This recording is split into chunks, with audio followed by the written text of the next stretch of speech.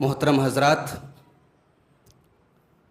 کل 12ویں پارے کی تفسیر میں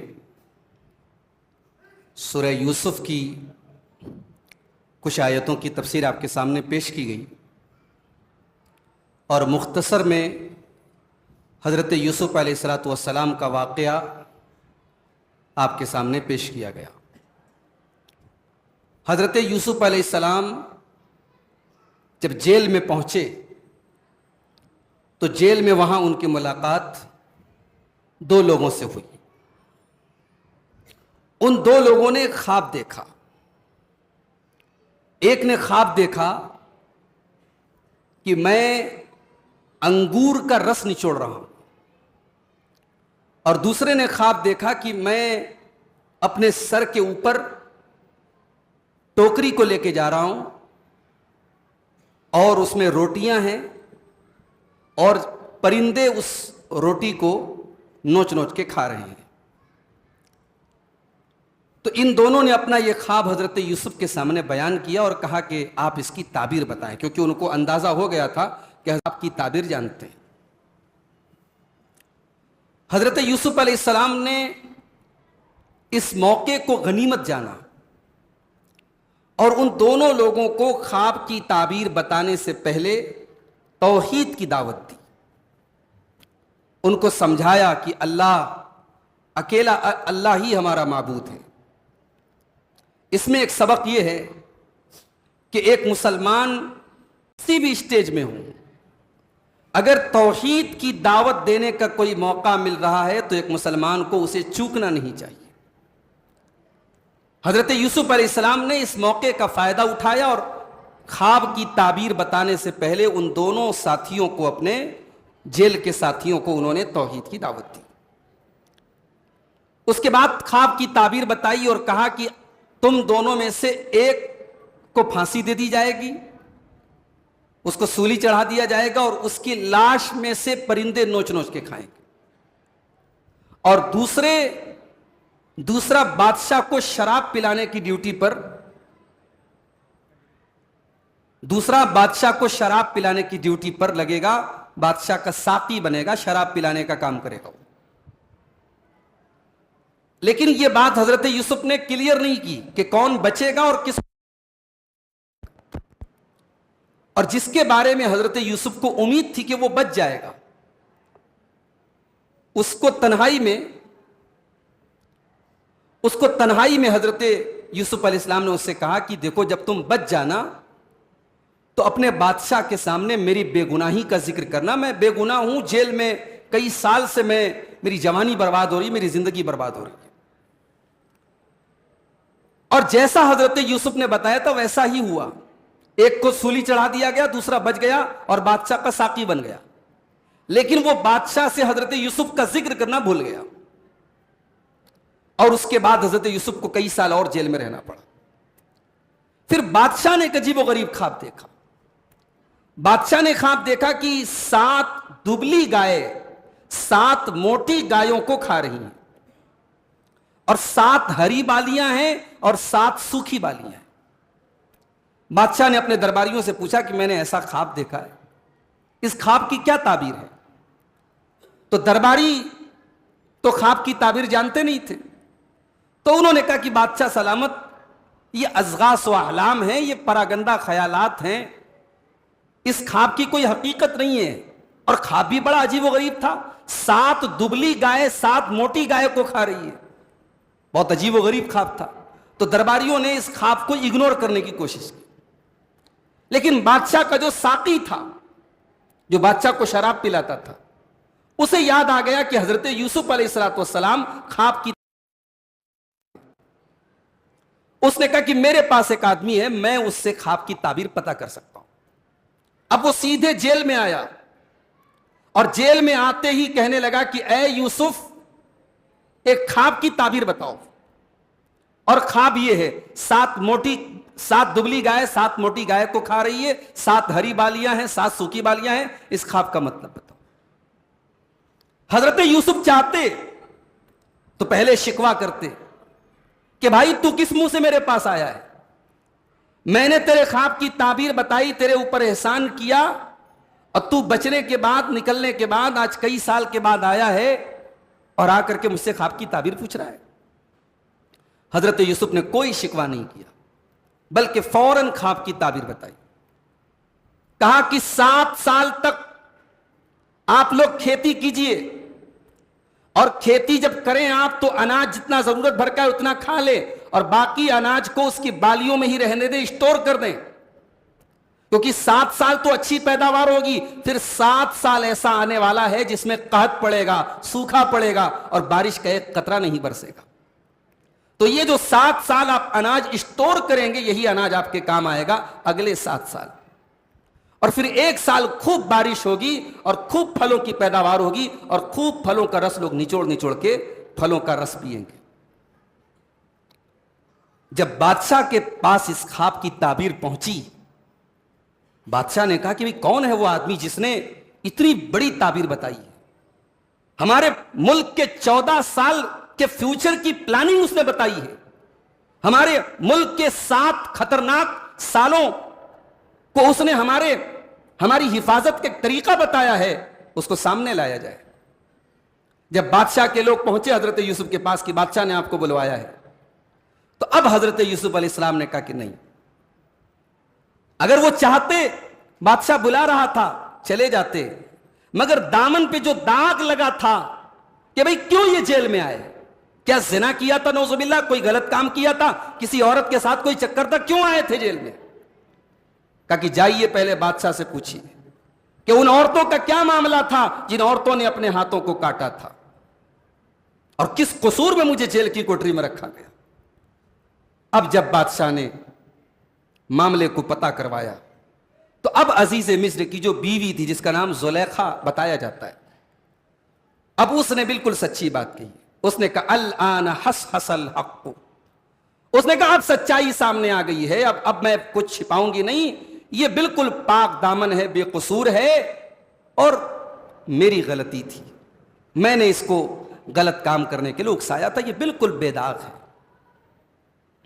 جب زلیخا نے یہ گواہی دے دی تب حضرت یوسف علیہ السلام نے کہا کہ میں نے اس لیے یہ معاملے کو کلیئر کروایا تاکہ عزیز مصر جان لے کہ اس کے احسان کے ساتھ میں نے احسان فراموشی نہیں کی ہے, اس کی پیٹھ کے پیچھے اس کی بیوی کے ساتھ میں نے کوئی غلط کام نہیں کیا ہے, میں خیانت کرنے والا نہیں ہوں. اب یہاں سے قرآن کا 13واں پارہ اسٹارٹ ہوتا ہے, اور 13ویں پارے کی پہلی آیت وَمَا أُبَرِّئُ نَفْسِي إِنَّ النَّفْسَ لَأَمَّارَةٌ بِالسُّوءِ. حضرت یوسف علیہ السلام کہتے ہیں کہ کان کھول کر کے آپ لوگ سن لیجئے, آج میری بے گناہی ثابت ہو رہی ہے, آج یہ عورت بھی گواہی دے رہی ہے کہ میں بالکل بے داغ ہوں, مگر میں آپ لوگوں کے سامنے اقرار کر رہا ہوں وَمَا أُبَرِّئُ نَفْسِي, میں اپنے آپ کو بے قصور نہیں ٹھہراتا, میں اپنے آپ کو بری نہیں کرتا. ان النفس لامارۃ بالسوء, بے شک نفس تو ہمیشہ برائی پر ابھارنے والا ہوتا ہے. الا ما رحم ربی, ہاں جس کے اوپر اللہ تعالیٰ رحم فرمائے وہ اپنے نفس کی شرارت سے بچ جائے گا, ورنہ نفس کا تو کام ہی ہے برائی کے اوپر ابھارنا. دیکھو انسان کا جو نفس ہوتا ہے نا وہ 3 ٹائپ کا ہوتا ہے, اس کو نوٹ کر لو. یہ قرآن میں نفس کی 3 قسمیں بتائی گئی. ایک تو یہ ہے نفس امارہ, گناہ کا موقع ملا نہیں کہ نفس نے گناہ پر ابھارنا شروع کیا, اس کو بولتے ہیں نفس امارہ. اور ایک انسان کا نفس ہوتا ہے لوامہ, جو قرآن کے 29ویں پارے میں جس کا ذکر ہے. لوامہ کا مطلب ہوتا ہے ملامت کرنے والا, برا بھلا کہنے والا. انسان کا یہ نفس جو ہوتا ہے جب کوئی غلط کام وہ کرتا ہے تو اس کو اندر اس کو برا بھلا کہتا ہے, اس کو ملامت کرتا ہے, یار تو نے کیا کر دیا. اور نفس کی تیسری قسم ہے مطمئنہ, یا ایتھا النفس المطمئنہ, قرآن کے 30ویں پارے میں اس کا ذکر ہے. یہ نفس مطمئنہ کون ہے؟ جو اللہ کے حکم پر اطمینان بخش ہو جاتا ہے, مطمئن ہو جاتا ہے, اور اللہ کے حکم سے کبھی ہٹتا نہیں ہے. تو نفس کی یہ 3 قسمیں ہیں جس میں سب سے ڈینجرس یہی ہے نفس امارہ. تو حضرت یوسف نے کہا کہ نفس تو برائی پر ابھارتا ہے, میں اپنے آپ کو پاک دامن نہیں کہتا ہوں, یہ اللہ کا کرم تھا کہ میں بچ گیا, ورنہ نفس تو میرے ساتھ بھی لگا ہے. اللہ جس پر رحم کرتا ہے وہی گناہ سے بچتا ہے. اس کے بعد اب بادشاہ کے سامنے جب یہ ساری باتیں آ گئی یوسف علیہ السلام کی خواب کی تعبیر بھی آ گئی, ان کے کیریکٹر کا بے داغ ہونا بھی ان کے سامنے آ گیا. تو بادشاہ نے کیا کہا, وَقَالَ الْمَلِكُ تُونِي بِهِ أَسْتَخْلِصُ لِنَفْسِي, بادشاہ نے کہا کہ یوسف کو میرے سامنے لاؤ, أَسْتَخْلِصُ لِنَفْسِي, میں یوسف کو اپنا خاص آدمی بناؤں گا. ابھی تک تو بادشاہ نے کہا تھا میرے پاس لاؤ میں بات کروں گا, اب بادشاہ کہہ رہا ہے کہ میں اپنا خاص آدمی بناؤں گا, کیونکہ اب حضرت یوسف کے کردار کی عظمت اس کے سامنے ظاہر ہو گئی کہ بے قصور بیچارے اتنے دن تک اتنا ٹیلنٹڈ آدمی, اتنا ذہین آدمی, اتنا خوبصورت آدمی اور اتنا بے قصور آدمی جیل کی کوٹری میں اتنے سال تک رہا. بادشاہ نے کہا اس کو سامنے لاؤ, میں اس کو اپنا خاص آدمی بناؤں گا. فلما کلمہ, جب بادشاہ نے حضرت یوسف علیہ السلام سے بات چیت کی, قال انک اليوم لدینا مکین امین, کہا کہ اے یوسف آج آپ کا مقام میرے نزدیک بہت بڑا ہے, آج بہت امانت دار آپ ہیں. پتہ یہ چلا کہ کسی انسان کے ٹیلنٹ کو پرکھنے کا دو طریقہ ہے. ایک تو اس کے کوالیفیکیشن کو دیکھا جائے کہ وہ کتنا پڑھا لکھا ہے, کتنا قابل ہے, اور دوسرے اس کا وائیوا کیا جائے, اس کا اورل ٹیسٹ کیا جائے, اس کا انٹرویو لیا جائے کہ وہ بات کرنے میں کیسا ہے, اس کا ایٹیٹیوڈ کیسا ہے, اس کا بیہیویئر کیسا ہے, اس کی باڈی لینگویج کیسی. اور آج بھی دنیا کے تمام انسٹیٹیوشنز میں کسی کو پرکھنے کے یہی دو طریقے ہیں, ایک ریٹن ہوتا ہے انٹرویو اور ایک وائیوا ہوتا ہے. بادشاہ نے حضرت یوسف علیہ السلام کے کیریکٹر کو پہلے پرکھ لیا, اور جب انٹرویو لیا, جب بات کیا, قال انک اليوم لدینا مکین امین, کہا کہ واقعی میں اے یوسف آپ کا مقام ہمارے نزدیک بہت بڑا ہے. اب حضرت یوسف علیہ السلام نے کہا اجعلنی علی خزائن الارض, کہ بادشاہ سلامت مجھے آپ زمین کے خزانوں کا منسٹر بنا دیجیے, مجھے فوڈ منسٹر بنا دیجئے, جو پیداوار ہوگی آپ کے ملک میں اس پیداوار کو کیسے مینج کرنا ہے اس کے مینجمنٹ کا ذمہ دار مجھے بنا دیجئے, تاکہ آنے والے 14 سال کی پلاننگ میں صحیح طریقے سے کر سکوں. یہاں ایک سوال پیدا ہوتا ہے, اللہ کے رسول صلی اللہ علیہ وسلم نے کسی بھی عہدے اور پوسٹ کا سوال کرنے سے منع کیا ہے.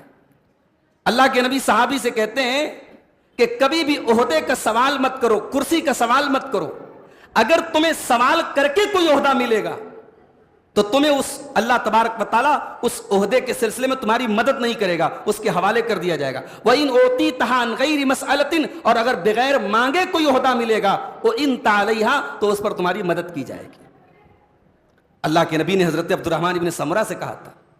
تو یہاں تو یوسف علیہ السلام مانگ رہے کہ مجھے فوڈ منسٹر بنا دیجیے, اور اللہ کے نبی نے منع کیا ہے کہ عہدہ مت مانگو, کرسی مت مانگو. عہدہ مانگنا نہیں چاہیے, لیکن اگر کبھی کسی دور میں پوری قوم کے خسارے کا ڈر ہو کہ اگر اس عہدے کو ایک لائق اور فائق اور ذہین اور اس عہدے کے لائق انسان نے نہیں سنبھالا تو وہ عہدہ برباد ہو سکتا ہے اور اس پر نالائق لوگ آ سکتے ہیں, تو ایسی سچویشن میں ظاہر کیا جا سکتا ہے کہ بھائی اس عہدے پر آپ یہ ذمہ داری مجھے دے دیجئے, انشاءاللہ میں صحیح طریقے سے نبھاؤں گا. تو ایکسیپشن میں عہدہ مانگا جا سکتا ہے. حضرت یوسف علیہ السلام کا معاملہ ایکسیپشن کا تھا, ان کے پاس ایک بہترین موقع تھا اس منسٹری کو ایکوائر کر کے اس پورے ملک میں وہ اللہ کے دین کو پھیلا سکتے تھے, وہ توحید کی دعوت دے سکتے تھے, اور بادشاہ سلامت کو اور دیگر لوگوں کو وہ اللہ کی توحید کی دعوت دے سکتے تھے. اس پرپس کے تحت انہوں نے اس عہدے کو مانگا اور طلب کیا. اب دیکھیے میرے بھائیو, یوسف علیہ السلام کے واقعے پر غور کیجیے.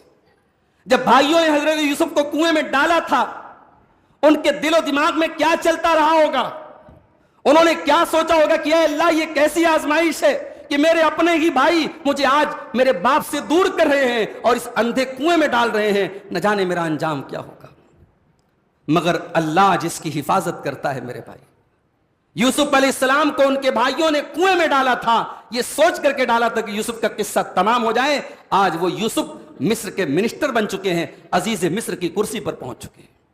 اسی لیے اللہ قرآن میں فرماتا ہے وَكَذَلِكَ مَكَّنَّا لِيُوسُفَ فِي الْأَرْضِ يَتَبَوَّأُ مِنْهَا حَيْثُ يَشَاءُ, ہم نے یوسف علیہ السلام کے لیے زمین میں اقتدار عطا کر دیا, وہ جہاں چاہتے تھے اپنا ٹھکانہ بنا سکتے تھے. نصیب برحمتنا من نشاء, اور ہم اپنی رحمت جس کو چاہتے ہیں دیتے ہیں. ولا نضيع اجر المحسنین, اور ہم نیکی کرنے والوں کے اجر کو کبھی ضائع نہیں کرتے. یہ یوسف کی نیکیوں کا پھل تھا. یوسف نے بھائیوں کے ظلم پر صبر کیا. یوسف نے زلیخا کی دعوت گناہ کو قبول نہیں کیا, صبر کیا. یوسف نے جیل کی کوٹری میں صبر کیا. یہ یوسف کے صبر کا پھل تھا, یہ یوسف کی نیکیوں کا پھل تھا. آج اللہ نے انہیں اس مقام پر پہنچایا.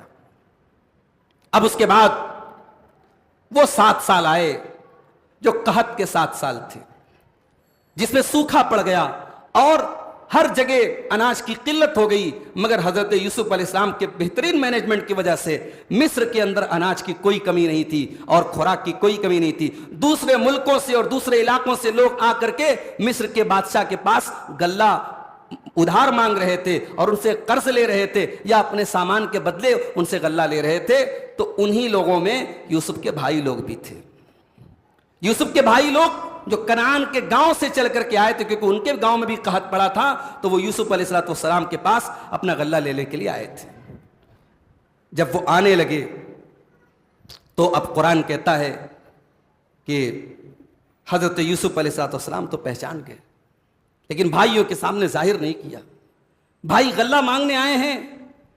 اچھا, وہ 10 بھائی آئے تھے جو یوسف علیہ السلام کے سگے بھائی تھے بنیامین, ان کو لے کے نہیں آئے تھے.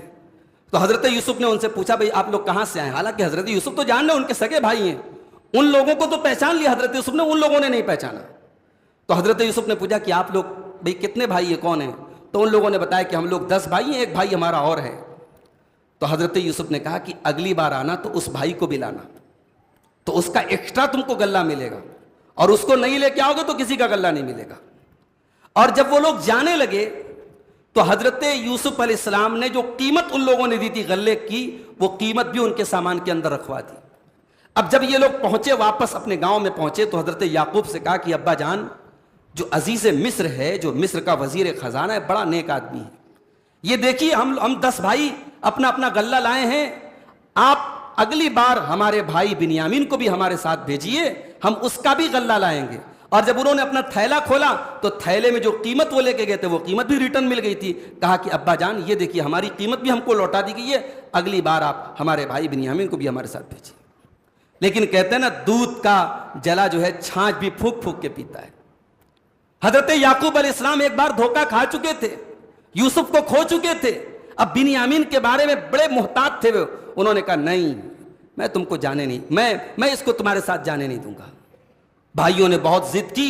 حضرت یعقوب علیہ السلام نے کہا کہ ٹھیک ہے, میں ایک شرط پر جانے دوں گا, تم سب مل کر کے یہ عہد کرو کہ تم اس کی حفاظت کرو گے میرے بچے کی, الا یہ کہ تم سب کو دشمن گھیر لے, اجتماعی کوئی پریشانی آ جائے الگ بات ہے, ورنہ ہر حال میں تم اپنے اس بھائی کو لے کر کے آؤ اور اس پر اللہ کو گواہ بناؤ اپنے اس ایگریمنٹ پر. تو حضرت یعقوب کے سارے بیٹوں نے کہا کہ ٹھیک ہے ابا جان, ہم اس بات پر اللہ کو گواہ بناتے ہیں. اس کے بعد اب یہ 11 بیٹے جب جانے لگے تو حضرت یعقوب علیہ السلام نے اپنے بیٹوں سے کہا کہ جب تم جانا تو ایک دروازے سے مت جانا. 11 بیٹے سب جوان, سب خوبصورت, ایک دروازے سے جائیں گے, نظر لگ سکتی ہے, الگ الگ دروازوں سے جانا. فرمایا وقال یا بنی لا تدخلوا من باب واحد, اے میرے بچوں تم ایک دروازے سے داخل مت ہونا, وادخلوا من ابواب متفرقہ, تم الگ الگ دروازوں سے داخل ہونا. یہ نظر سے بچانے کا ایک ٹوٹکا تھا حضرت یعقوب کا. اس سے پتہ یہ چلا کہ نظر لگتی ہے اور حقیقت میں نظر لگتی ہے. اللہ کے رسول کی صحیح حدیث ہے, نظر اتنی خطرناک ہوتی ہے, ان العین لتدخل الرجل القبر, یہ نظر انسان کو قبر تک پہنچا دیتی ہے. والجمل القدر, اور اونٹ کو ہانڈی تک پہنچا دیتی ہے. یعنی اونٹ کو نظر لگ جاتی ہے, اونٹ ذبح ہو جاتا ہے اور پک کر کے ہانڈی میں پہنچ جاتا ہے, اور آدمی کو نظر لگتی ہے, مر کر کے قبر میں چلا جاتا ہے. اتنی خطرناک ہوتی ہے نظر. اس لیے جو ہر چیز کو اسٹیٹس پہ لگاتے ہو نا, مت لگایا کرو. اگر آپ کو یہ ڈر ہے کہ آپ کے ساتھ حاسدین ہیں, جلنے والے ہیں, بچوں کی تصویریں ہیں, کوئی سیلیبریشن ہے, یہ ہے وہ, سب لوگ فیس بک پر اسٹیٹس پہ ڈال رہے ہیں, مناسب نہیں ہے. نظر لگتی ہے میرے بھائی. حضرت یعقوب نے کہا میرے بچوں ایک دروازے سے داخل مت ہونا, الگ الگ دروازے داخل ہونا. اچھا, اب یہ ٹوٹکا تو انہوں نے اپنایا کہ نظر نہ لگے, لیکن ساتھ میں یہ عقیدہ بھی ہے کہ اگر اللہ چاہے گا تبھی میرے بچے نظر سے بچ سکتے, ورنہ نظر لگ جائے گی. کہتے ہیں وما اغنی عنکم من اللہ من شیء، اور میں اللہ کے مقابلے میں تمہاری کوئی مدد نہیں کر سکتا، ان الحکم الا للہ، فیصلہ تو اللہ ہی کا چلتا ہے، علیہ توکلت وعلیہ فلیتوکل المتوکلون، اللہ ہی کے اوپر میں بھروسہ کرتا ہوں اور اللہ ہی کے اوپر بھروسہ کرنا بھی چاہیے۔ یہ ہے یعقوب علیہ السلام کا ایمان، اپنی تدبیر بھی اختیار کر لی اور اللہ کی تقدیر پر پورا بھروسہ بھی کر لی۔ اسی کو کہتے ہیں توکل۔ توکل یہی ہے میرے بھائی، ہم ڈاکٹر سے کنسلٹ بھی کرتے ہیں، ہم دوا بھی کرتے ہیں، ہم علاج بھی کرتے ہیں، اور ساتھ یہ عقیدہ رکھتے ہیں شفا اللہ کے ہاتھ میں ہے، وہ چاہے گا تبھی میرا بچہ ٹھیک ہوگا، وہ نہیں چاہے گا میری دوا کام نہیں کرے گی، میرا انجیکشن کام نہیں کرے گا، میری سرجری کام نہیں کرے گی۔ توکل اسی کا نام ہے، اسباب کو اختیار کیا جائے اور انجام اللہ کے بھروسے پر چھوڑ دیا جائے۔ حضرت یعقوب علیہ السلام نے اسباب اختیار کیا مگر بھروسہ اللہ کی ذات پر کیا۔ اس کے بعد جب یہ لوگ پہنچے حضرت یوسف کے پاس تو حضرت یوسف اپنے بھائی بنیامین کو دیکھ کر باغ ہو گئے، اس کو اکیلے میں لے کے گئے اور کہا کہ میں تیرا بھائی یوسف ہوں، اور ان 10 بھائیوں نے جو کچھ کیا ہے ہم دونوں کے ساتھ، اس سے اداس مت ہونا، اس سے تو غمگین نہ ہونا، تیرا بھائی ابھی زندہ ہے۔ اب اس کے بعد حضرت یوسف روکنا چاہتے تھے اپنے اس بھائی کو اپنے پاس، لیکن روکنے کے لیے طریقہ کیا اپنائے؟ تو انہوں نے طریقہ یہ اپنایا کہ جو اناج کو ناپنے کا جو پیمانہ تھا، جو پیالہ تھا، سونے کا پیالہ تھا، اس سونے کے پیالے کو بنیامین کے تھیلے میں رکھوا دیا۔ اور جب یہ لوگ جانے لگے تو یوسف علیہ السلام کے جو نوکر چاکر تھے، جو ان کے خادم تھے، انہوں نے اعلان کیا کہ بھائی بادشاہ سلامت کا سونے کا پیالہ چوری ہو گیا ہے، آپ لوگوں نے تو نہیں لیا ہے؟ اب ان کے بھائیوں نے کہا ارے ہم چور نظر آتے ہیں کیا؟ اتنے نیک انسان کے بیٹے ہیں، یعقوب علیہ السلام کے بیٹے ہیں، اللہ کے نبی کے بیٹے ہیں، ہمیں تم چور سمجھتے ہو کیا؟ ہم چور تھوڑی ہیں۔ تو یوسف علیہ السلام کے جو آدمی تھے انہوں نے کہا ایک کام کرتے ہیں، سب کے تھیلے کی تلاشی لے لیتے ہیں۔ کہا اچھا یہ بتاؤ اگر کسی کے تھیلے میں مل گیا وہ پیالہ تو کیا کرو گے؟ یوسف علیہ السلام کے بھائیوں نے کہا ہمارے ملک میں سزا یہی ہے کہ اگر کوئی چوری کے الزام میں پکڑا جائے گا اس کو اریسٹ کر لیا جاتا ہے، اس کو گرفتار کر لیا جاتا ہے۔ آپ دیکھ لیجئے جس کے تھیلے میں پکڑا جائے اس کو گرفتار کر لیجئے، ہمارے یہاں تو یہ سزا دی جاتی ہے۔ اب جب وہ تھیلا تلاش کیا گیا تو ظاہر ہے کہ حضرت بنیامین کے تھیلے میں اس کو رکھا تھا حضرت یوسف نے، تو ان کے تھیلے میں وہ پایا گیا۔ فَبَدَا بِأَوْعِيَتِهِمْ قَبْلَ وِعَاءِ أَخِيهِ، حضرت یوسف علیہ السلام نے حکم دیا کہ پہلے 10 بھائیوں کی تلاشی لو، سب کی تلاشی لے لی گئی اور آخر میں بنیامین کی تلاشی لی گئی۔ ثُمَّ اسْتَخْرَجَهَا مِنْ وِعَاءِ أَخِيهِ، اور پھر اس پیالے کو اپنے بھائی کے تھیلے سے نکالا۔ كَذَلِكَ كِدْنَا لِيُوسُفَ مَا كَانَ لِيَأْخُذَ أَخَاهُ فِي دِينِ الْمَلِكِ، اس ترکیب کے ذریعے حضرت یوسف نے اپنے بھائی کو اپنے پاس روک لیا، کیونکہ بادشاہ کے قانون کے حساب سے وہ اپنے بھائی کو روکنے کا کوئی اور طریقہ نہیں تھا۔ اس سے یہ پتا چلا کہ جائز مقصد کے لیے کوئی پلاننگ کی جا سکتی ہے، کوئی خفیہ پلاننگ جس کو اردو میں ہم چال کہتے ہیں، جائز مقصد کے لیے چال چلی جا سکتی ہے۔ ایک تو چال جس کو عربی میں مکر کہتے ہیں، اردو میں مکاری کہتے ہیں، جو غلط مقصد کے لیے ہوتی ہے وہ جائز نہیں ہے، لیکن جائز مقصد کے لیے کوئی خفیہ پلاننگ کی جا سکتی ہے۔ یہاں اللہ تبارک و تعالیٰ نے حضرت یوسف کے دل میں یہ بات ڈالی اور یہ پلاننگ کر کے انہوں نے اپنے بھائی کو اپنے پاس روکا۔ اچھا اب جب چوری کا الزام لگا تو ان بھائیوں نے کیا کہا؟ کہا اچھا اس نے چوری کی ہے، فقط سرق اخ لہ، اس کا ایک بھائی یوسف تھا وہ بھی بہت بڑا چور تھا۔ اللہ یوسف علیہ السلام کو اتنا ستانے کے بعد آج بھی ان کے خلاف دل میں بغض بھرا ہے اور کہہ رہے اچھا اس نے چوری کی ہے، یہ چور ہے، اس کا ایک بھائی یوسف تھا وہ بھی چور تھا۔ فَأَسَرَّهَا يُوسُفُ فِي نَفْسِهِ، حضرت یوسف علیہ السلام نے اپنی تکلیف کو اپنے دل میں دبا کے رکھا، چاہتے تو کھل کے بول دیتے، ان کی پوزیشن بہت بڑی تھی اور ان کے سامنے یہ سب بھکاری بن کے ان کے بھائی آئے تھے، مگر یوسف علیہ السلام نے بڑے صبر و ضبط سے کام لیا اور اپنے دل میں اپنے غم کو چھپایا۔ وَلَمْ يُبْدِهَا لَهُمْ، اپنے غم کو ظاہر نہیں کیا۔ قَالَ أَنْتُمْ شَرٌّ مَّكَانًا، کہا کہ میرے بھائیو تم بڑے برے مقام پر ہو، آج بھی تم اسی جگہ کھڑے ہو جہاں پہلے کھڑے تھے۔ وَاللَّهُ أَعْلَمُ بِمَا تَصِفُونَ، اور اللہ خوب جانتا ہے جو کچھ تم بیان کر رہے ہو۔ بہرحال اب جب یہاں سے وہ نکلے بھائی لوگ تو اب تو باپ سے وعدہ کر کے آئے تھے کہ چھوٹے بھائی کو لے کے آئیں گے، چھوٹا بھائی تو پکڑا گیا، گرفتار ہو گیا، یوسف علیہ السلام نے اپنے پاس رکھ لیا۔ اب ان 10 بھائیوں نے میٹنگ کی، ان 10 میں جو بڑا بھائی تھا اس نے کہا بھائی میں تو باپ کے سامنے نہیں جا سکتا, میں باپ کا سامنا نہیں کر سکتا, میں اس جگہ کو چھوڑ کے نہیں جاؤں گا, جاؤ اور ابا جان کو بتاؤ کہ ایسا ایسا معاملہ ہوا ہے, اب جب تک وہ فیصلہ نہیں کریں گے میں یہاں سے نہیں جاؤں گا. اب یہ باقی 9 بھائی پہنچے حضرت یعقوب کے پاس اور جا کر کے کہا کہ ابا جان آپ کے بیٹے نے چوری کی ہے, آپ کے بیٹے نے چوری کی ہے, اور آپ چاہیں تو آپ اس قافلے سے پوچھ لیں جو ہمارے ساتھ آیا ہے, ہم جھوٹ نہیں بول رہے ہیں, ہم کوئی غلط بات نہیں کر رہے ہیں, وہاں یہ بات مشہور ہو گئی آپ کے بیٹے نے چوری کی ہے. حضرت یعقوب علیہ السلام جانتے تھے میرا بیٹا چوری نہیں کر سکتا. قال بل سولت لکم انفسکم امرا, کہا یہ تمہاری بنائی ہوئی بات ہے, میں اس بات کو نہیں مانتا, میرا بیٹا چور نہیں ہو سکتا. فصبر جمیل, میں آج بھی صبر جمیل سے کام لیتا ہوں. اچھا صبر جمیل کا کیا مطلب ہوتا ہے؟ ہم لوگ اردو میں بولتے ہیں اللہ تعالیٰ مرحوم کے بچوں کو صبر جمیل کی توفیق دے. صبر جمیل ہوتا کیا ہے؟ جمیل مانے خوبصورت, تو صبر ہوتا ہے, یہ خوبصورت صبر کیا ہوتا ہے؟ صبر جمیل کا مطلب ہوتا ہے ایسا صبر جس میں شکایت نہ کی جائے, جس میں کوئی شکوہ نہ کیا جائے. اور ایک ہوتا ہے صفح جمیل. صفح جمیل کا کیا مطلب ہوتا ہے؟ صفح جمیل کا مطلب ہوتا ہے کہ کسی کو ایسا معاف کر دیا جائے کہ اس کو کوئی سزا نہ دی جائے, کوئی ڈانٹا نہ جائے. تو حضرت یعقوب علیہ السلام نے صبر جمیل کیا, کہا کہ میرے بچوں میں صبر جمیل کرتا ہوں. اس کے بعد قرآن کہتا ہے وَتَوَلَّى عَنْهُمْ, حضرت یعقوب علیہ السلام پیچھے پلٹے, وَقَالَ يَا أَسَفَ عَلَى يُوسُف, اور اپنے بیٹے یوسف کو یاد کر کے رونے لگے اور کہنے لگے ہائے میرا یوسف. وَابْيَضَّتْ عَيْنَاهُ مِنَ الْحُزْنِ فَهُوَ كَظِيمٌ, اور اپنے بیٹے یوسف کے غم میں حضرت یعقوب کی آنکھیں سفید ہو گئی تھی, ان کی آنکھوں کی سیاہی ختم ہو گئی تھی, وہ نابینا ہو گئے تھے, اندھے ہو گئے تھے. بیٹے کی جدائی کے غم نے یعقوب کو اندھا کر دیا تھا, اور آج بھی برسوں کے بعد بھی یوسف کی یاد آ رہی ہے اور یوسف کو یاد کر کے رو رہے ہیں. قالوا تاللہ تفتؤ تذکر یوسفا, ان کے بیٹوں نے کہا کہ ابا جان آج بھی آپ یوسف کو یاد کرتے ہیں. حتی تکون حردا او تکون من الحالکین, اے ابا جان یوسف کو یاد کر کر کے آپ تو ختم ہو جائیں گے, آپ تو ہلاک ہو جائیں گے, آپ تو گھل جائیں گے. قال انما اشکو بتی وحزنی الی اللہ, حضرت یعقوب کہتے ہیں میرے بچوں میں تم سے تو کوئی شکوہ نہیں کرتا, اگر میں رو بھی رہا ہوں, اگر میں آنسو بھی بہا رہا ہوں, اللہ کی بارگاہ میں آنسو بہا رہا ہوں, میں تو تمہارے سامنے آنسو نہیں بہا رہا ہوں. انما اشکو بتی وحزنی الی اللہ, میں تو اپنا دکھڑا اللہ کے سامنے رو رہا ہوں, اللہ کے سامنے اپنی فریاد کر رہا ہوں.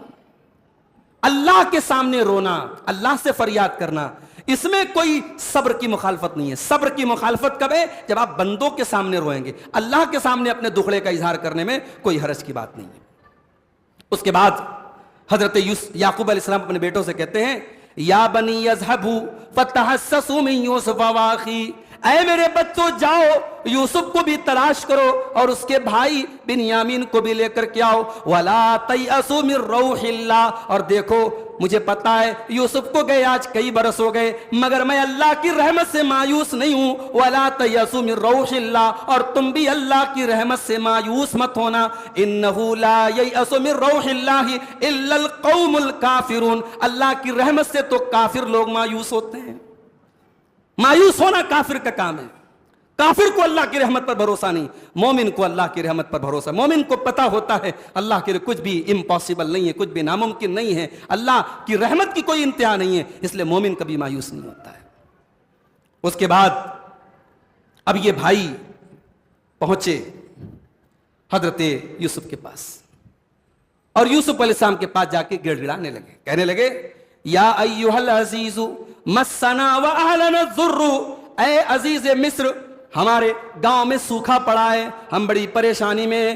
وجینا ببضاعۃ مزجاۃ, اور اے عزیز مصر یہ تھوڑا سا اناج تھوڑی سی قیمت ہم لے کر کے آئے. فاوفی لنا الکیل, ہم کو پورا غلہ تول کر کے دیجئے. وتصدق علینا, اور تھوڑی بہت خیرات بھی ہم کو دے دیجئے, تھوڑا ہم کو صدقہ بھی کر دیجئے, تھوڑا ہم کو زیادہ دے دیجئے. ان اللہ یجزی المتصدقین, اللہ تعالی صدقہ دینے والوں کو بدلہ دیتا ہے. اللہ اکبر. جن بھائیوں نے کنویں میں ڈالا تھا وہ بھائی آج خیرات کی بھیک مانگ رہے ہیں. کوئی کم ظرف انسان ہوتا تو فخر سے اس کا سینہ پھول جاتا کہ آج اونٹ پہاڑ کے نیچے آیا ہے, آج یہ لوگ میرے سامنے خیرات مانگ رہے ہیں. مگر یوسف تو یوسف تھے میرے بھائی. यूसुफ सिर्फ खूबसूरत नहीं थे, यूसुफ का कैरेक्टर भी बहुत शानदार था, यूसुफ का किरदार भी बड़ा शानदार था।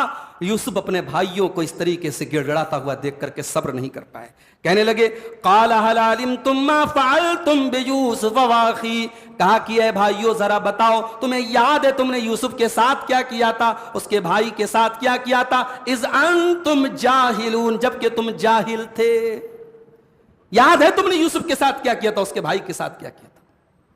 कालू अइन्नका लअन्ता यूसुफ, भाइयों ने कहा कि कहीं ऐसा तो नहीं कि आप ही यूसुफ हैं। काल अना यूसुफ, कहा कि हाँ मैं ही यूसुफ हूं। वहाज़ा अख़ी, और ये मेरा भाई बिन्यामीन है। क़द मन्नल्लाहु अलैना, और अल्लाह ने हम पर बहुत बड़ा एहसान किया है। इन्नहु मन यत्तक़ी व यस्बिर फ़इन्नल्लाह ला युज़ीउ अज्रल मुहसिनीन, जो तक़वा इख्तियार करेगा, जो सब्र करेगा, तो अल्लाह ताला ऐसे नेक लोगों का अज्र कभी ज़ाय नहीं करता। अगर यूसुफ अलैहिस्सलाम के पूरे वाक़े का खुलासा अगर समझना है, कुरान की यही आयत काफी है मेरे पास। इन्नहु मन यत्तक़ी व यस्बिर, यूसुफ की पूरी जिंदगी 3 चीजों से भरी है, तक़वा है, सब्र है और एहसान है। उनकी जिंदगी में अल्लाह का डर है, उनकी जिंदगी में सब्र है और उनकी जिंदगी में एहसान है। यही 3 चीजें हैं जिसने यूसुफ को आज इस मकाम तक पहुंचाया है। और आज भी अगर दुनिया में तरक्की करना चाहते हो, अगर नाम कमाना चाहते हो, अगर आखिरत में अपनी कामयाबी चाहते हो मेरे भाई, कुरान ये 3 चीजों का फार्मूला बताता है। तक़वा अपने अंदर पैदा कर लो, सब्र अपने अंदर पैदा कर लो और एहसान अपने अंदर पैदा कर लो। उसके बाद यूसुफ के भाई अब समझ गए कि अब तो हमारी पोजीशन बड़ी डाउन हो गई। कालू तल्लाहि लक़द आसरकल्लाहु अलैना, कहते अल्लाह की कसम है यूसुफ, अल्लाह ने आपको बहुत बड़ा मकाम दे दिया है। व इन कुन्ना लखातिन, हम मानते कि हमसे बहुत बड़ी गलती हो गई। क़ाल ला तस्रीबा अलैकुमुल यौम, हजरत यूसुफ अलैहिस्सलाम कहते कि ऐ मेरे भाइयों, आपका छोटा भाई आपसे कोई बदला न लेगा, आपको से कोई इंतकाम न लेगा, आपके पुराने कामों का कोई हिसाब आपसे नहीं लेगा। यग़फ़िरुल्लाहु लकुम, जाइए अल्लाह आपको माफ करे। व हुवा अरहमुर राहिमीन, वो बहुत बड़ा रहम करने वाला है। भाइयों को फौरन माफ कर दिया हजरत यूसुफ अलैहिस्सलाम ने, और यही सेम किरदार अदा किया था जनाब मोहम्मद रसूलुल्लाह सल्लल्लाहु अलैहि वसल्लम ने। जब मक्का फतह किया था आपने और कुफ्फारे मक्का आपके सामने खड़े थे, वो लोग खड़े थे जिन्होंने आपको मक्का से निकाला था, जिन्होंने आपके ऊपर मक्का की जमीन तंग कर दी थी, जिन्होंने आपको कितना सताया था। बद्र में आपके खिलाफ लड़ाई की, उहद में आपके खिलाफ लड़ाई की, खंदक में आपके खिलाफ लड़ाई की, जिन्होंने मक्का में आपको नमाज पढ़ने से रोक दिया, आप नमाज पढ़ रहे थे, आपकी गर्दन पे लाके गंदगी डाल दी, वो सारे लोग आज खड़े थे। अल्लाह के नबी ने उनको एक जुबान में माफ कर दिया, कहा जाओ ला तस्रीबा अलैकुमुल यौम, जाओ आज मोहम्मद रसूलुल्लाह किसी से कोई इंतकाम नहीं लेंगे, कोई बदला नहीं लेंगे। ये अखलाक नबियों का अखलाक ही होता है मेरे भाई। आज हमारे यहां बरसों बरसों की दुश्मनी चलती है, एक छोटी सी बात किसी को बुरी लग गई, एक बात को लेकर के भाई भाई से झगड़ा करके बैठा है। बेटे की कोई बात बाप को बुरी लग गई, बाप ने बेटे से रिश्ता तोड़ लिया, 20 बरस तक बाप बेटे में बातचीत बंद है। आज हमारे समाज की बड़ी कड़वी हकीकत है मेरे भाई। माफ करना सीखो मेरे भाई, दरगुजर करना सीखो। इसी रमजान के महीने में शबे कद्र में और ताक रातों में अल्लाह से दुआ करते हो, अल्लाहुम्मा इन्नका अफ़ुव्वुन तुहिब्बुल अफ़्व फ़अफ़ु अन्नी, ऐ अल्लाह तू माफ करने वाला है और माफी को पसंद करता है, ऐ अल्लाह मुझे माफ कर दे। अल्लाह के सामने ये इकरार करते हो और रिश्तों को तोड़ के बैठे हो। चचा भतीजे से नाराज है, पोता दादा पोते से नाराज है, बाप बेटे से नाराज है, भाई बहन में बातचीत बंद है, भाई भाई में बातचीत बंद है। मेरे भाइयों, रिश्तों की कदर करो, इन खून के रिश्तों की कदर करो। कब्र में न माल आपके साथ जाएगा, न प्रॉपर्टी आपके साथ जाएगी, न ये शोहरत आपके साथ जाएगी। इन रिश्तों को बचाओ मेरे भाइयों, अपने दिल को बड़ा करो, अपनी नाक को लेकर के जो तुमने रिश्तों को तोड़ के रखा है, वल्लाह कयामत के दिन हमें हिसाब देना पड़ेगा। इन रिश्तों की हिफाजत करो मेरे भाइयों, नबियों ने हमें यही सिखाया है, अपने दिल को बड़ा करो और माफ कर दिया करो। हजरत यूसुफ ने सारे भाइयों को माफ कर दिया। उसके बाद कहा कि ये कुर्ता है मेरा, अपना कुर्ता उतारा, कहा जाओ मेरे बाप को के ऊपर ये कुर्ता डाल देना। उलमा कहते हैं कि यूसुफ अलैहिस्सलाम की जिंदगी में यूसुफ के कुर्ते की बड़ी हैसियत है। एक वो वक्त था जब यूसुफ के कुर्ते पर नकली खून लगा के भाई लोग लेके आए थे बाप के पास कि अब्बा जान यूसुफ को भेड़िया खा गया, حضرت یعقوب نے کہا بڑا شریف بھیڑیا تھا، یوسف کو کھا گیا اور کرتا کہیں سے پھٹا نہیں ہے، کرتا اتار کے آرام سے یوسف کو کھا گیا، بڑا شریف بھیڑیا تھا۔ باپ تو باپ ہوتا ہے نا، بیٹے سمجھتے ہم لوگ باپ کو الو بنا لیں گے، باپ باپ ہوتا ہے بھائیو۔ آپ جہاں سے سوچتے ہیں نا وہاں سے باپ کی سوچ شروع ہوتی ہے، یہ سمجھو آپ۔ حضرت یعقوب علیہ السلام نے کہا بڑا بہترین بھیڑیا تھا، بل سولت لکم انفسکم امرا، یہ تمہاری بنائی ہوئی کہانی، تو وہاں بھی کرتا تھا۔ پھر زلیخا نے، عزیز مصر کی بیوی نے جب حضرت یوسف پر ڈورے ڈالے تھے وہاں بھی اس نے حضرت یوسف کا پیچھا کیا اور پیچھے سے کرتا پھٹا، وہاں بھی یوسف کا کرتا تھا، اور یہاں پھر یوسف کا کرتا آ رہا ہے۔ حضرت یوسف نے کہا جاؤ میرا کرتا میرے باپ کے اوپر ڈال دینا، یرتدا، کہا اذهبوا بقمیصی ھذا فالقوه علی وجه ابی یأتی بصیرا، میرے باپ کے اوپر یہ کرتا ڈال دینا، میرے باپ کی آنکھیں لوٹ آئیں گی، واتونی باہلکم اجمعین، اور پھر میرے ماں باپ کو سب کو لے کر کے میرے پاس آنا۔ اور جب یہ قافلہ چلا ہے مصر سے یوسف کا کرتا لے کر کے، تو یہاں سے سینکڑوں کلومیٹر دور کنعان کے گاؤں میں یعقوب علیہ السلام اپنے بچوں سے کہتے ہیں، اپنے لوگوں سے کہتے ہیں وَلَمَّا فَصَلَتِ الْعِيرُ قَالَ أَبُوهُمْ إِنِّي لَأَجِدُ رِيحَ یوسف، کہتے ہیں کہ مجھے آج یوسف کی خوشبو آ رہی ہے، لولا ان تفندون، اگر تم میرے اوپر یہ الزام نہ لگاؤ کہ بڈھا سٹھیا گیا ہے، اگر میرے دماغ کے اوپر تم جھوٹے الزام نہ لگاؤ تو آج مجھے یوسف کی خوشبو آ رہی ہے۔ یہ ہوتی ہے باپ بیٹے کی محبت۔ یوسف کا کرتا ابھی چلا ہے مصر سے اور باپ کو کنعان میں اس کی خوشبو محسوس ہو رہی ہے، اور جب یہ پہنچے اور ان کا کرتا جب ڈالا گیا، فرتد بصیرا، ان کی آنکھیں لوٹ آئی، قال الم اقل لکم انی اعلم من اللہ ما لا تعلمون، کہا کہ اے میرے بچوں کیا میں نے نہیں کہا تھا میں اللہ کی طرف سے وہ جانتا ہوں جو تم نہیں جانتے؟ کیونکہ یعقوب علیہ السلام کو پتا تھا کہ میرا بیٹا یوسف ایسے مر نہیں سکتا، ایسے برباد نہیں ہو سکتا۔ میرے بیٹے نے خواب دیکھا تھا بچپن میں، 11 ستارے سجدہ کر رہے تھے اس کے آگے، سورج سجدہ کر رہا ہے، چاند سجدہ کر رہا ہے، ابھی اس خواب کی تعبیر پوری نہیں ہوئی ہے، اس لیے یعقوب علیہ السلام کو یقین تھا وہ دن آئے گا جب میرے بیٹے کو یہ مقام اللہ دے گا۔ کہا کہ مجھے اللہ کی طرف سے وہ پتا تھا جو تم کو نہیں پتا ہے۔ بیٹوں نے باپ سے معافی مانگی، قالوا یا ابانا استغفر لنا ذنوبنا انا كنا خاطئین، کہا ابا جان ہمیں معاف کر دیجئے، ہم سے غلطی ہو گئی۔ قال سوف استغفر لكم ربی، حضرت یوسف نے تو فوراً معاف کر دیا، مگر باپ نے فوراً معاف نہیں کیا، کہا کہ میں بعد میں دیکھوں گا اور بعد میں اپنے رب سے مغفرت طلب کروں گا، انہ هو الغفور الرحیم، وہ بہت معاف کرنے والا رحم کرنے والا ہے۔ کیونکہ حضرت یعقوب کا یہ ماننا تھا کہ ان بھائیوں نے غلطی یوسف کے معاملے میں کی ہے، ان کو معاف بھی یوسف کریں گے، جب تک یوسف سے کلیئر نہیں کر لوں گا میں معاف نہیں کروں گا۔ کہا کہ میں بعد میں اپنے رب سے مغفرت طلب کروں گا۔ اس کے بعد جب یہ سب لوگ پہنچے اور حضرت یوسف علیہ السلام نے اپنے تخت پر اپنے ماں باپ کو بٹھایا، یہ نہیں کہ ماں باپ کو نیچے بٹھایا، اپنے تخت پر اپنے ماں باپ کو بٹھایا، وَخَرُّوا لَهُ سُجَّدًا، اور اس کے بعد یہ 11 بھائی اور ماں اور باپ سب یوسف کے آگے سجدے میں گر پڑے۔ اب اس سے ایک سوال پیدا ہوتا ہے کہ کیا غیر اللہ کو سجدہ کرنا جائز ہے؟ کیا بادشاہ کو سجدہ کرنا جائز ہے؟ آج کل ایک ویڈیو میں نے دیکھا، ایک مولانا صاحب کوئی ہیں بڑے مشہور، اپنے مسلک کے بہت مشہور عالم ہیں، وہ اسٹیج پہ جاتے ہیں، ان سے بڑے بڑے مولانا لوگ بیٹھے ہیں تو وہ ان کے پیر کو چھو کر کے چوم رہے، ایسا لگ رہا ہے آشیرواد لے رہے ہیں، ان سے پیر چوم کر کے آشیرواد لے رہے ہیں۔ تو کیا کسی بڑے کے سامنے جھکنا، اس کے پیر کو چومنا یا سجدہ کرنا جائز ہے؟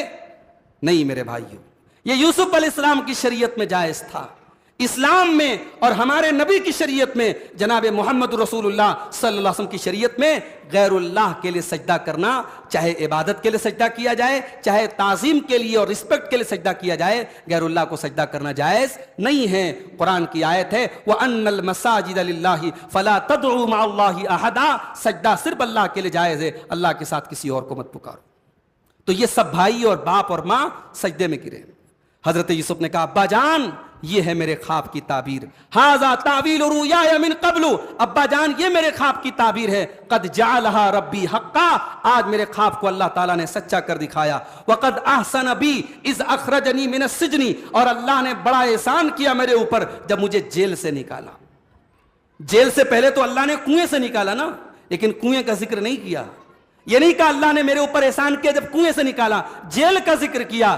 क्योंकि सामने भाई थे, और भाइयों के सामने अगर कहते अल्लाह ने मुझे कुएं से निकाला तो भाइयों को तकलीफ हो सकती थी, भाइयों के जज्बात को ठेस पहुंच सकती थी। यूसुफ का किरदार ऐसा है, जब अल्लाह के एहसान का जिक्र कर रहे हैं तो भाइयों की गलती को नजरअंदाज कर रहे हैं, कह रहे हैं कि अल्लाह का बड़ा एहसान है, अल्लाह ने मुझे जेल से निकाला, वजाअ बिकुम मिनल बदवी, और आप लोगों को देहात से यहां शहर में लेके आ गया, मिन बादि अन नज़ग़ शैतानु बैनी व बैन इख्वती, शैतान ने मेरे और मेरे भाइयों के बीच में फूट डाल दी थी, आज अल्लाह ने भाइयों को मिला दिया। ये नहीं कह रहे कि शैतान ने मेरे भाइयों को गुमराह कर दिया, कह रहे कि शैतान ने मेरे और मेरे भाइयों के बीच में फूट डाल दी। सारा ब्लेम किसके ऊपर डाल दिया? शैतान के ऊपर डाल दिया, और भाइयों को बचा ले गए। ये यूसुफ का किरदार है मेरे भाइयों, भाइयों को जलील नहीं किया, भाइयों को शर्मिंदा नहीं किया। और जब ये मंजर हजरत यूसुफ ने देखा कि आज माँ भी मिल गई, बाप भी मिल गया, सब भाई भी इकट्ठा हो गए, अब अल्लाह की बारगाह में दुआ करते और कहते हैं, रब्बी क़द आतैतनी मिनल मुल्की, ऐ अल्लाह तूने मुझको बादशाहत अता फरमाई, व अल्लमतनी मिन तावीलिल अहादीस, और तूने मुझे ख्वाबों की ताबीर का इल्म अता फरमाया, फातिरस समावाति वल अर्ज़ी, ऐ आसमानों के पैदा करने वाले और ऐ जमीन के पैदा करने वाले, अंत वलिय्यी फिद दुनिया वल आखिरा, तू दुनिया में भी मेरा मददगार और आखिरत में भी मेरा मददगार है। तवफ़्फ़नी मुस्लिमन व अलहिक़नी बिस्सालिहीन, ऐ अल्लाह मुझे मुसलमान बना करके दुनिया से उठाना और नेक लोगों में शामिल कर देना। एक मोमिन का टारगेट ये होना चाहिए, उसका खात्मा तौहीद पर हो, उसका खात्मा ईमान पर हो। मेरे प्यारे भाइयों, यहां हजरत यूसुफ अलैहिस्सलाम ने यही दुआ की।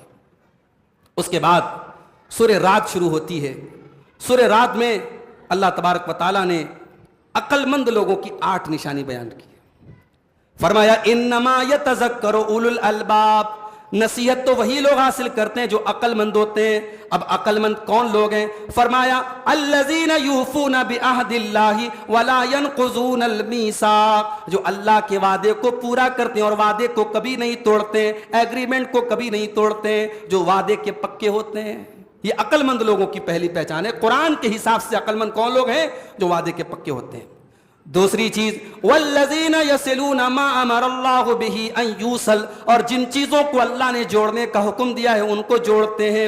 वयख्शौना रब्बहुम, और अल्लाह से डरते हैं। वयखाफूना सूअल हिसाब, और बुरे हिसाब से कयामत के दिन डरते हैं कि उनका बुरा हिसाब ना हो जाए। ये क्वालिटी उनके अंदर होती है। वल्लज़ीना सबरू इब्तिग़ाअ वजहि रब्बिहिम, और अपने रब को राजी करने के लिए वो सब्र करते हैं, अपने रब की रजा के लिए वो सब्र करते हैं। व अक़ामुस्सलात, और नमाज कायम करते हैं। व अनफ़क़ू मिम्मा रज़क़नाहुम सिर्रन व अलानिया, और जो रोजी हमने दी है उसमें से छुप करके और खुल करके खर्च करते हैं। व यद्रऊना बिल हसनतिस सय्या, और बुराई के हो जाने के बाद कोई ना कोई नेकी कर देते हैं। कभी भी जिंदगी में कोई गुनाह हो जाए, कभी कोई गलती हो जाए, तो कोशिश करो कि उसके बाद कोई नेकी कर दो। ये अल्लाह के रसूल का फार्मूला है। अल्लाह के नबी अपने सहाबी से कहते हैं अत्बे इस्सय्यतल हसना, कि अगर कभी कोई गुनाह हो जाए तो फौरन कोई नेकी कर दो, वो नेकी तुम्हारे गुनाह को मिटा देगी। इसीलिए कुरान में अल्लाह कहता है इन्नल हसनात युज़हिबन सय्यात, नेकियां गुनाहों को मिटा देती हैं। और यही बात यहां अल्लाह अपने नेक बंदों के बारे में कह रहा है, वयद्रऊन बिल हसनति सय्या, वो बुराई के बाद अच्छाई करते हैं। उलाइका लहुम उक़बद्दार, यही वो लोग हैं जिनके लिए जन्नत का ठिकाना है। जन्नातु अदन यदखुलूनहा, और उस जन्नत में ये दाखिल होंगे। वमन सलहा मिन आबाइहिम व अज़वाजिहिम व ज़ुर्रियातिहिम, और जन्नत में ये फैमिली के साथ जाएंगे, इनके बाप, इनके बच्चे, इनके बीवी बच्चे भी जाएंगे।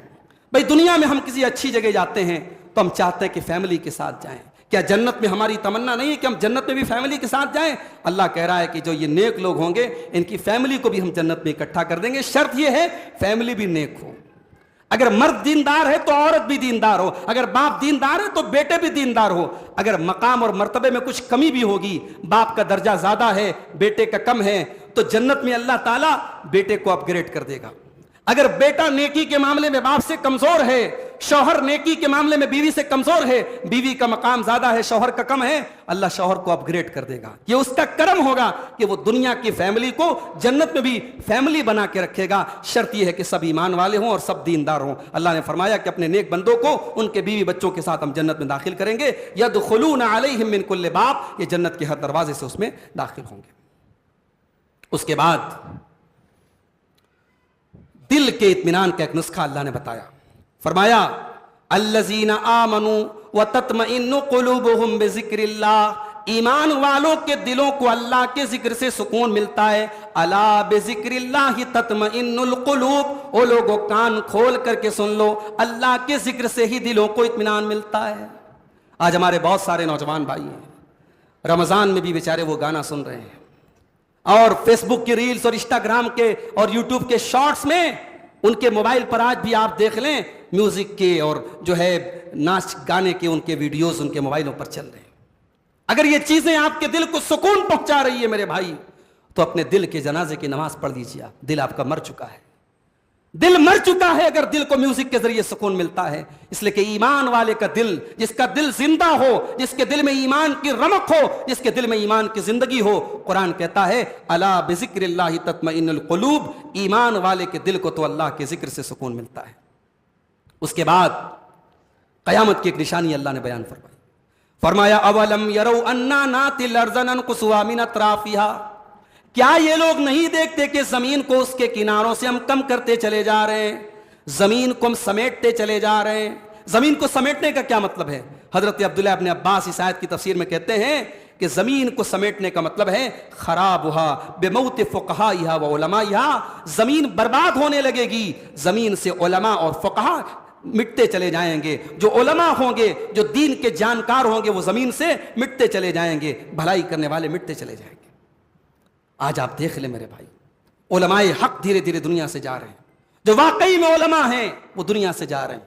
اور اب وہ لوگ دنیا میں دھیرے دھیرے بڑھتے چلے جا رہے ہیں جن کے پاس علم نہیں ہے، لیکن فیس بک پر 1 لاکھ فالوور ہیں، انسٹاگرام پر 10 لاکھ ان کے فالوور ہیں، ان کے ویوز بہت زیادہ ہے، ان کے سبسکرائبر بہت زیادہ ہے، ان کی باتیں بڑی لمبی چوڑی ہیں. علم کچھ نہیں ہے. کس استاد سے علم حاصل کیا، کس ادارے میں تعلیم حاصل کی، منہج کیا ہے، عقیدہ کیا ہے، ان کے دین کی بنیاد کیا ہے، ان کا چینل کیا ہے، کچھ نہیں پتا. لیکن ہاں صاحب ان کی ڈینگ ڈانگ دیکھ لیجئے، آپ ان کا ٹپ ٹاپ دیکھ لیجئے، ان کی جو ہے ان کے اسٹیج کی رونق دیکھ لیجئے، بہت بڑی ہے. آج ایسے لوگ بڑھتے چلے جا رہے ہیں، اور یہ نشانی ہے قیامت کی، یہ نشانی ہے قیامت کی. اور آج آپ کے ساؤتھ انڈیا میں بڑی تعداد میں گلی گلی میں صاحب دعویٰ سینٹر کھل رہے ہیں، اور تھوڑی بہت جس کو انگلش آ رہی ہے، ایک اچھا سا کیمرہ لے لیا، ایک مائک لے لیا، ویڈیو بنانے لگا، ایک اچھا سا چینل کھول لیا. اب صاحب بہت بڑے دائی ہو گئے، بہت بڑے اسپیکر ہو گئے. انسٹاگرام پر ایک بڑی تعداد میں ایسے لوگ سوالوں کا جواب دے رہے ہیں جن کو قرآن کی آیتیں پڑھنے کا شعور نہیں، عربی کی ایک لائن دے دو نہیں پڑھ پائیں گے. ان بڑے بڑے مسائل میں جن میں علماء بھی جواب دینے کے پہلے سوچتے ہیں، ٹائم مانگتے ہیں، علماء بھی ڈائریکٹ جواب نہیں دیتے ہیں. یہ انسٹاگرام پہ ڈائریکٹ جواب دے رہا ہے، یہ یوٹیوب پہ لائیو جواب دے رہا ہے، یہ اسٹیج پہ کھڑا ہو کے لائیو جواب دے رہا ہے. یہ قیامت کی نشانی ہے میرے بھائی. اسی لیے میں کہتا ہوں کہ علماء سے جڑو، پہچانو علماء کون ہیں. جو طریقہ رہا ہے صحابہ کا وہ طریقہ آج بھی قائم ہے. جو سند کا اور تزکیہ کا اور توصیہ کا جو طریقہ رہا ہے کہ جب جو آدمی ایک پراپر چینل سے علم حاصل کرے، جو اساتذہ سے تعلیم حاصل کرے، جس کو یہ سند دی جائے کہ ہاں یہ ہمارے ادارے سے پڑھا ہے، ہم نے اس سے پڑھایا ہے، اس نے قرآن بھی پڑھا ہے، اس نے تفسیر بھی پڑھی ہے، اس نے حدیث بھی پڑھی ہے، اس نے عربی گرامر بھی پڑھی ہے، وہ ایک پراپر چینل سے وہ عالم بنا ہے. آپ 4 کتابیں پڑھ کے تھوڑی بہت انگلش سیکھ کر کے کیمرے کی اور لائم لائٹ دیکھ کر کے آپ نے عالم بنا لیا، میرے بھائی معاف کرنا، یہ مناسب نہیں. یہ قیامت کی ایک نشانی ہے. اللہ کے پیارے نبی فرماتے ہیں کہ قیامت کے پہلے ایک ایسا دور آئے گا اللہ تعالیٰ علم کو اٹھا لے گا. اللہ کے نبی فرماتے ہیں کہ علم کو کیسے اٹھائے گا؟ وَلَا يَقْبِضُ الْعِلْمَ بِقَبْضِ الْعُلَمَاء، علماء کو اٹھا لے گا. حَتَّى إِذَا لَمْ يُبْقِ عَالِمًا، یہاں تک کہ جب علماء نہیں بچیں گے، اتَّخَذَ النَّاسُ رُؤُوسًا جُهَالًا، لوگ جاہلوں کو اپنا سردار بنا لیں گے. فَسُئِلُوا فَأَفْتَوْا بِغَيْرِ علم، اور جاہلوں سے فتویٰ مانگا جائے گا اور وہ فتویٰ دیں گے اور خود بھی گمراہ ہوں گے اور دوسروں کو بھی گمراہ کریں گے. اس لیے میرے بھائیوں یہاں قرآن کی اس آیت کو آپ سمجھیے، اولم یروا انا ناتی الارض ننقصها من اطرافها، کیا یہ نہیں دیکھتے کہ ہم زمین کو اس کے کناروں سے سمیٹ رہے ہیں؟ یعنی زمین سے علماء سے زمین خالی ہو رہی ہے، نیک لوگوں سے زمین خالی ہو رہی ہے. واللہ یحکم لا معقب لحکمہ، اور اللہ ایسے ہی فیصلہ کرتا ہے اور اللہ کے فیصلے کو کوئی ٹال نہیں سکتا. وہو سریع الحساب، اور اللہ بہت جلد حساب لینے والا ہے. اور آخری آیت میں پڑھ کے بات ختم کر رہا ہوں. سورہ ابراہیم کے اندر اللہ فرماتا ہے کہ جب ابراہیم علیہ السلام اپنے لخت جگر اسماعیل کو اور اپنی بیوی ہاجرہ کو جب مکہ میں چھوڑ کے جانے لگتے ہیں تو اللہ کی بارگاہ میں دعا کرتے ہیں. کیا دعا کرتے ہیں؟ اور ربنا انی اسکنت من ذریتی بواد غیر ذی زرع عند بیتک المحرم، اے اللہ میں اپنے بیوی بچوں کو اس بے آب و گیا سرزمین میں چھوڑ کے جا رہا ہوں، اس مکہ میں چھوڑ کے جا رہا ہوں، عند بیتک المحرم، تیرے گھر کے پاس چھوڑ کے جا رہا ہوں۔ اس کا مطلب کہ ابراہیم علیہ السلام کے پہلے بھی خانہ کعبہ تھا، ابراہیم علیہ السلام نے اس کو ریبلڈ کیا تھا، اس کو نئے سرے سے تعمیر کیا تھا، خانہ کعبہ کا نشان تب بھی تھا۔ اور اس میں یہ سبق بھی ملا کہ جب آپ کہیں پلاٹ خریدیں، گھر خریدیں، تو یہ دیکھ لو وہاں مسجد ہے کہ نہیں ہے، اور اگر مسجد ہے تو وہ مسجد صحیح عقیدے اور صحیح منہج اور توحید پر چلنے والوں کی ہے کہ نہیں ہے۔ نسلیں برباد ہو جاتی ہیں میرے بھائیوں جو لوگ اس بات کا خیال نہیں رکھتے۔ انہوں نے کسی پوش ایریے میں مکان خرید لیا، کسی اچھے ایریے میں مکان خرید لیا، بچوں کو لے کے وہاں بس گئے، وہاں اہل توحید کی مسجد نہیں ہے، وہاں صحیح عقیدے اور صحیح منہج پہ چلنے والوں کی مسجد نہیں ہے۔ نتیجہ یہ نکلا 20 سال کے بعد آپ کا بیٹا نماز کس طریقے پر پڑھ رہا ہے، آپ کے بیٹے کا کیا عقیدہ ہے، آپ کوئی کنٹرول نہیں کر سکتے، کیونکہ بیٹے نے ماحول میں جو سیکھا اس پر عمل کیا۔ میرے پیارے ساتھیوں، ابراہیم ہمیں سبق دے رہے ہیں، جب کہیں پہ گھر بساؤ تو پہلے دیکھ لو وہاں مسجد ہے کہ نہیں ہے۔ کہا اے اللہ میں اپنے بچوں کو وہاں بسا رہا ہوں جہاں تیرا گھر ہے۔ ربنا انی اسکنت من ذریتی بواد غیر ذی زرع عند بیتک المحرم ربنا لیقیموا الصلاۃ، اے میرے رب تو میرے بچوں کو توفیق دیے نماز قائم کریں۔ اپنے بچوں کے بارے میں دعا کر رہے ہیں کہ اے اللہ میرے بچوں کو نماز کی توفیق دے۔ فاجعل افئدۃ من الناس تہوی الیہم، اور اے اللہ تو لوگوں کے دلوں کو پھیر دے، لوگ یہاں آنے کے لیے مچلیں گے۔ اے اللہ لوگوں کے دلوں کو ایسا بنا دے لوگوں کا دل مچلنے لگے۔ آج ہم آپ کرنول میں رہتے ہیں، میں بنارس میں رہتا ہوں، انڈیا کے چھوٹے چھوٹے گاؤں میں لوگ رہتے ہیں، مکے سے سینکڑوں ہزاروں کلومیٹر دور رہتے ہیں، مگر کون ایسا مسلمان ہے جو وہاں جانے کے لیے جس کا دل نہ مچلتا ہو؟ جو گیا ہے وہ دوبارہ جانا چاہتا ہے، جو کبھی نہیں گیا وہ اس کا جانے کے لیے دل تڑپتا رہتا ہے۔ میرے بھائی ابراہیم کی دعا کیسی قبول ہوئی ہے، کیسے الفاظ انہوں نے دعا میں استعمال کیے، اور اللہ نے کیسی ان کی دعا کو قبول کیا۔ کہا کہ اے اللہ ایسا بنا دے اس جگہ کو کہ لوگوں کے دل مچلتے رہیں یہاں آنے کے لیے، وارزقہم من الثمرات، اور اے اللہ یہاں پھلوں کی روزی عطا فرما۔ وہاں اناج کا ایک دانہ نہیں تھا، پانی کا ایک قطرہ نہیں تھا جب ابراہیم نے یہ دعا مانگی تھی، اور دعا کیا مانگ رہے ہیں؟ اے اللہ اس مکہ شہر میں تو پھلوں کی روزی عطا فرما۔ چلے جائیے آپ مکہ کی مارکیٹ میں، دنیا کا کون سا ایسا پھل ہے جو اس مارکیٹ میں آج آپ کو نہیں ملے گا؟ آپ کے کرنول میں جو پھل نہیں ملیں گے، پورے آندھرا میں جو پھل نہیں ملیں گے، پورے انڈیا میں جو پھل نہیں ملیں گے، وہ آپ کو مکہ اور جدہ کی مارکیٹوں میں مل جائیں گے۔ یہ ابراہیم کی دعا کی برکت ہے میرے بھائی۔ دل سے جب دعا نکلتی ہے، جب اللہ کے حکم پر چلنے کے بعد بندہ دعا کرتا ہے، جب اللہ کے امتحان میں کھڑا اترنے کے بعد بندہ دعا کرتا ہے، اللہ اس کی دعا کو قبول کرتا ہے۔ اور سبق یہ بھی ملا کہ بچوں کے دین کی بھی فکر کرو اور بچوں کی دنیا کی فکر بھی کرو۔ اگر آپ کو بچوں کے کیریئر کی فکر ہے، بیٹا انجینئر بنے گا کہ ڈاکٹر بنے گا، بیٹی انجینئر بنے گی کہ ڈاکٹر بنے گی، اگر آپ کو اس کی فکر ہے بہت اچھی بات ہے، مگر بچوں کے عقیدے کی بھی فکر کرو میرے بھائی، بچوں کی نماز کی بھی فکر کرو، بچوں کے دین کی بھی فکر کرو۔ آج ہماری اور آپ کی قوم کی بیٹیاں مرتد ہو رہی ہیں، ہماری اور آپ کے قوم کے بیٹے دین سے دور ہو رہے ہیں، اسلام سے دور ہو رہے ہیں، ان کی چال ڈھال اور ان کی گفتار اور کردار میں کہیں سے دین اور اسلام نہیں ہے۔ ابراہیم ہمیں سبق دے رہے ہیں، اپنے بچوں کے دین کی بھی فکر کرو، اپنے بچوں کی دنیا کی بھی فکر کرو۔ میرے پیارے ساتھیوں، یہ 13ویں پارے کی چند آیتیں تھیں جن کی تفسیر آپ کے سامنے رکھی گئی۔ اللہ سے دعا ہے رب العالمین ہمیں قرآن کریم کی تعلیمات پر عمل کرنے کی توفیق عطا فرمائے، آمین۔ وآخر دعوانا ان الحمد للہ رب العالمین، والسلام علیکم ورحمۃ اللہ وبرکاتہ۔